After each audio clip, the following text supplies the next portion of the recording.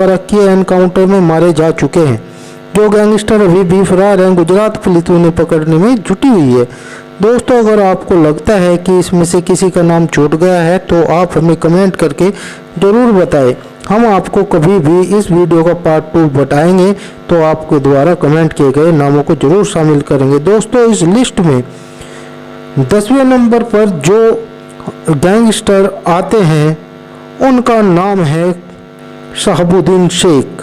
दोस्तों, इस लिस्ट में 10वें नंबर पर नाम आता है कुख्यात गैंगस्टर शहाबुद्दीन शेख का। यह मूलतः मध्य प्रदेश के उज्जैन जिले के चरन्ना गांव का रहने वाला था। इसके बारे में बताया जाता है कि युवा होते ही इसने जुर्म की दुनिया में कदम रख दिया और वर्ष 1995 में इसके घर AK-47 राइफल बरामद की गई थी, जिसके बाद इसके खिलाफ अवैध हथियारों की तस्करी का मामला दर्ज किया गया। आगे चलकर इस पर गुजरात तथा राजस्थान के व्यापारियों से जबरन वसूली तथा हत्या के कई मामले दर्ज हो गए। पुलिस के अनुसार इसके संबंध अंडरवर्ल्ड डॉन दाऊद इब्राहिम से थे। दोस्तों, आपको बता दें कि 26 नवंबर 2005 को गुजरात के अहमदाबाद सर्किल और विशाल सर क्रिकेट बॉल पॉइंट पर शहाबुद्दीन और उसकी पत्नी का एनकाउंटर कर दिया गया था। एनकाउंटर वाले दिन शहाबुद्दीन अपनी पत्नी के साथ हैदराबाद से महाराष्ट्र सांगली जा रहा था। इसी दौरान आतंकवादी विरोधी दस्ते ने उनकी गाड़ी को रुकवाकर उन्हें बाहर निकाला और उन्हें अहमदाबाद एक फार्म हाउस ले गए। उसी फार्म में दोनों का एनकाउंटर कर दिया गया था। गुजरात पुलिस के मुताबिक शहाबुद्दीन खूंखार आतंकी था और गुजरात के तत्कालीन CM नरेंद्र मोदी को मारने की फिराक में था। हालांकि CBI की कोर्ट में इस एनकाउंटर की जांच भी चली थी और अंत में सभी पुलिस वाले को निर्दोष पाया गया था। दोस्तों, इस लिस्ट में 90वें नंबर पर नाम आता है माफिया बली डांगर का। माफिया बली डांगर पर लूट, हत्या और अपहरण के दर्जनों मामले आपराधिक मामले दर्ज है। इसे वर्ष 2015 में राजकोट पुलिस ने गिरफ्तार भी कर लिया था, लेकिन इसके बाद उसने अपनी मां की बीमारी का हवाला देते हुए 15 दिन की पैरोल पर बाहर आया और फिर पैरोल जमानत पर फरार हो गया। फरार होने के बाद इसने कई आपराधिक घटनाओं को अंजाम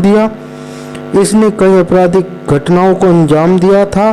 पुलिस लगातार इसकी तलाश में जुटी हुई थी और अनंततः नवंबर 2016 में गुजरात पुलिस ने बली डांगर की स्थित 3 साथियों समेत गिरफ्तार कर लिया। गिरफ्तारी के समय पुलिस को इसके पास 2 पिस्टल बरामद हुई थी। दोस्तों, इस लिस्ट में 8वें नंबर पर नाम आता है कुख्यात गैंगस्टर विशाल गोस्वामी का। यह मुद्दा मध्य प्रदेश के मुरैया का रहने वाला था। इस पर गुजरात में 2 दर्जन से भी ज़्यादा अधिक मामले दर्ज हैं।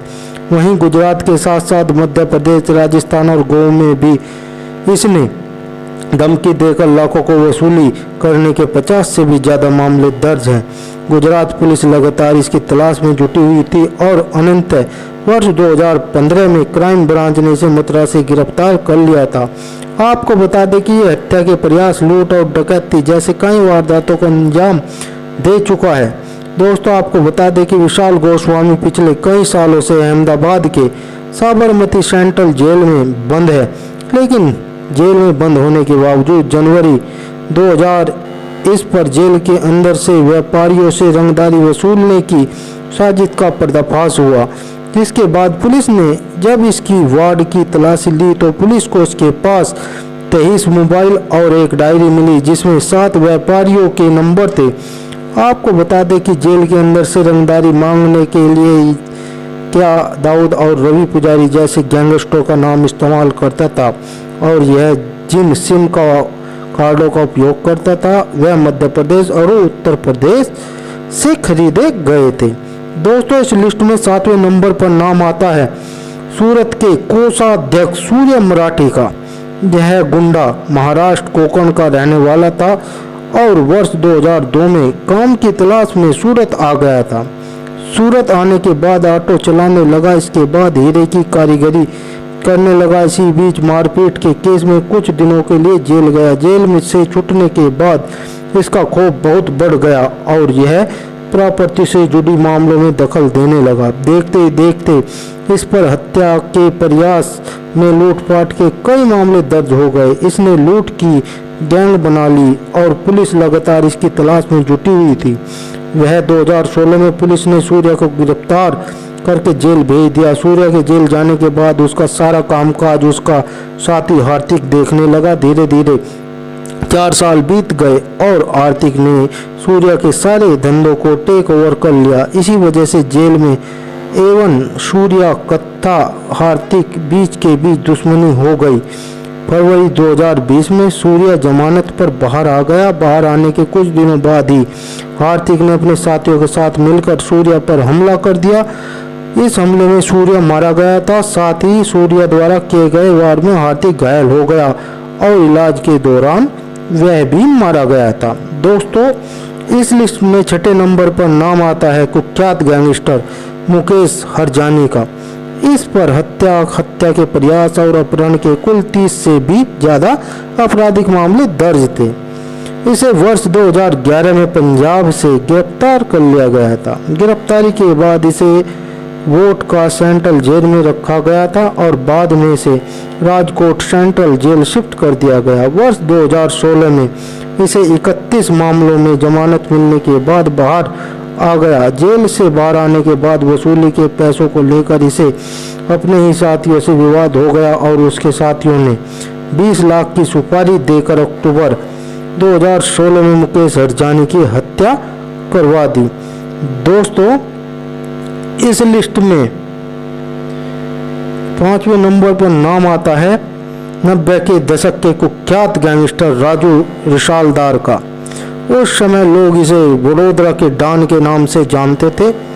उस पर हत्या के प्रयास और जबरन वसूली के कई मामले दर्ज थे। 1993 में अखबार के संपादक की दिन दहाड़े हत्या कर दी गई थी। इस हत्या को राजू के आदमियों ने अंजाम दिया था। इसके बाद पुलिस राजू रिसालदार की तलाश में जुट गई। इसी बीच पुलिस को खबर मिली कि राजू मुंबई में छिपा है। यह खबर सच्ची निकली और पुलिस ने उसे गिरफ्तार कर लिया। लेकिन जब पुलिस राजू को मुंबई से गुजरात ला रही थी तभी राजू ने भागने का प्रयास किया। इसी बीच पुलिस मुठभेड़ में यह मारा गया। दोस्तों, इस लिस्ट में 4थे नंबर पर नाम आता है कुख्यात गैंगस्टर सुभाष दास का। यह मूलतः केरल का रहने वाला था। 18 वर्ष की उम्र में इंडियन आर्मी ज्वाइन कर ली, लेकिन 10 साल बाद इसे बुरे आचरण की वजह से आर्मी से निकाल दिया गया। आर्मी से निकाले जाने के बाद उसने जुर्म की दुनिया में कदम रख दिया। 1995 तक इस पर हत्या के प्रयास और लूटपाट के दर्जनों आपराधिक मामले दर्ज हो गए थे। इस पर दमन के पूर्व सांसद कालिदास की हत्या का आरोप था, इसलिए पुलिस लगातार इसकी तलाश में जुटी हुई थी और अनंत वर्ष 2004 में वलसाड में हुए एक मुठभेड़ में पुलिस ने इसे मार गिराया था। दोस्तों, इस लिस्ट में 3रे नंबर पर नाम आता है पोरबंदर के गैंगस्टर अभी मधुर डे धरा का। इस पर हत्या के प्रयास और मारपीट के 50 से भी ज्यादा आपराधिक मामले दर्ज हैं, जिसमें नवंबर 2005 को कांग्रेस नेता की हत्या शामिल है। इसके अलावा इसने मई 2004 में दोहरे हत्याकांड को अंजाम दिया था। शुरुआत में बीमा को इस दोहरे हत्याकांड कर दिया गया था, लेकिन आगे चलकर गुजरात उच्च न्यायालय ने ट्रायल कोर्ट के आदेश को पलट दिया और भीमा को दोषी करार दे दिया गया। इसके बाद पुलिस ने भी मॉड्यूलर को गिरफ्तार करके जेल में डाल दिया। फिलहाल जेल में उम्र कैद की सजा काट रहा है यह कुख्यात गैंगस्टर। दोस्तों, इस लिस्ट में 2रे नंबर पर नाम आता है सरमन मुंजा जडेजा का। इसे पोरबंदर के रोबोट के नाम से भी जाना जाता है। वैसे तो यह पैसे से गैंगस्टर था, लेकिन लोग इसे गरीबों का मसीहा कहते थे। उन दिनों मुंजा परिवार की पोरबंदर और सौराष्ट्र के कई शहरों में जबरन उछालती, यहाँ तक कि बड़े बड़े नेता भी चुनाव में जीत के लिए इस परिवार का सहारा लिया करते थे। तो सरमन मुंजा का भी एक बड़ा वजूद मजदूरों में था।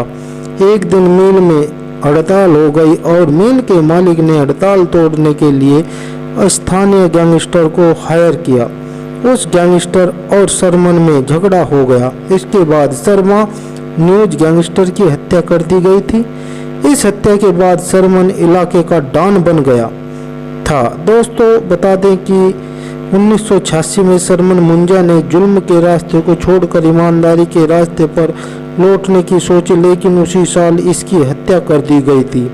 यहीं से शुरू हुई थी सरमन मुंजा जडेजा की पत्नी संतोपैट जडेजा के गैंगस्टर बनने की कहानी। आपको बता दें कि सलमान मुंजा चर्चा के हत्यारों ने उसकी बेटी को खत्म करने की धमकी दी थी, इसलिए बड़े बेटे को बचाने की खातिर संतोख बैन ने हथियार उठाया था।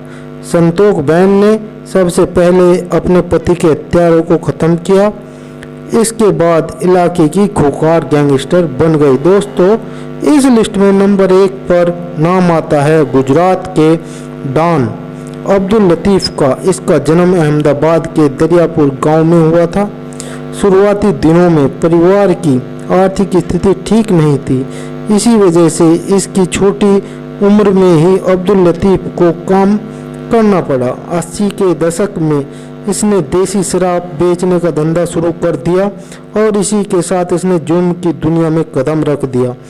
देखते ही देखते अवैध शराब के धंधे का किंग बन गया। इसमें शहर के बदमाशों को अपनी गैंग में शामिल कर लिया और इसके बाद ही हथियारों की तस्करी भी करने लगा। देखते ही देखते इस पर हत्या के प्रयास और अप्रेंटिस 100 से भी ज़्यादा आपराधिक मामले दर्ज हो गए थे। दोस्तों आपको बता दें कि शहर के मुस्लिम इलाके में ही नहीं बल्कि हिंदू इलाके में भी लोग अब्दुल लतीफ़ को अपना मसीहा मानते थे। कहा जाता है कि वह गरीबों की बहुत मदद भी करता था, इसी वजह से उसे काफ़ी राजनीतिक समर्थन भी मिलने लगा था। 1985 में जेल में बंद रहते हुए निकाय चुनाव में 5 सीटों पर चुनाव लड़ा और जीत भी हासिल की। उसकी जीत से बड़े बड़े नेता भी घबरा गए थे। 1995 में से दिल्ली से गिरफ्तार करने के बाद साबरमती जेल में रखा गया था। नवंबर 1997 में इसने एक बार भागने की कोशिश की और इसी दौरान गुजरात पुलिस द्वारा किए गए एनकाउंटर में यह गैंगस्टर मारा गया। दोस्तों ये थे गुजरात के टॉप 10 गैंगस्टर। दोस्तों अगर आपको लगता है कि इस लिस्ट में किसी का नाम छूट गया है तो आप हमें कमेंट करके ज़रूर बताएं। हम जब कभी भी इस वीडियो का पार्ट 2 बनाएंगे तो आपके द्वारा कमेंट किए गए नामों को जरूर शामिल करेंगे। दोस्तों अगली वीडियो आप किस टॉपिक पर चाहते हो वह भी नीचे कमेंट करके बताओ। अगर यह वीडियो आपको अच्छी लगी है तो लाइक और शेयर जरूर करें। इसी तरह की वीडियो को देखने के लिए हमें अपने सुझाव को लिखें और रोशन जैनित हमारे चैनल को सब्सक्राइब करें। अगली वीडियो में तब तक के लिए